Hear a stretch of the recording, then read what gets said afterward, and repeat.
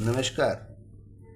कभी कभी जिंदगी में ऐसा मोड़ आता है जहां इंसान सब कुछ देने के बाद भी खाली रह जाता है।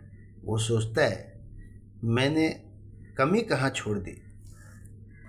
एक इंसान था जिसने अपनी पूरी जिंदगी अपनों के नाम कर दी। अपने सपनों को छोड़कर दूसरे के सपनों को पूरा करने में लग गया था। दिन रात मेहनत की ताकि उसके अपने खुश रह सके। अपनों की खुशियों के लिए खुद को दिया भुलाए। जब खुद रोने की बारी आई, कोई न पास आए। यह सत्य है। शुरुआत सब ठीक था।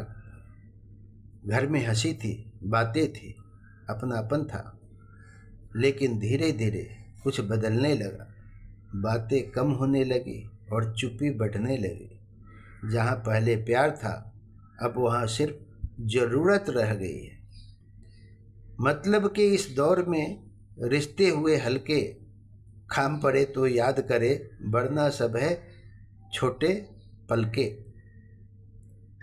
वो इंसान सब समझ रहा था, पर फिर भी वह चुप था, क्योंकि उसे उम्मीद थी कि एक दिन सब ठीक हो जाएगा, आपस में कुछ बदलाव आएगा। लेकिन वो दिन कभी नहीं आया।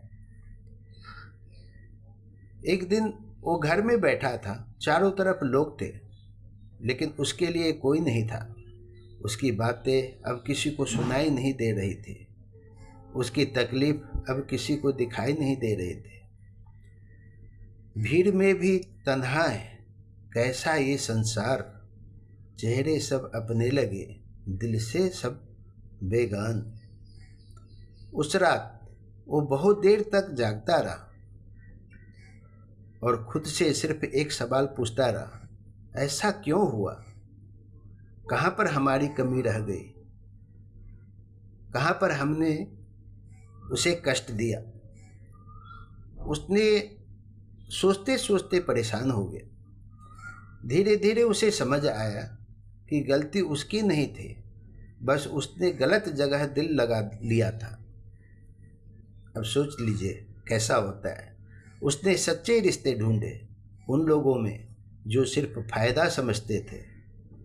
इस पर कहा है, सच्चे दिल की कद्र क्या जाने झूठा संसार।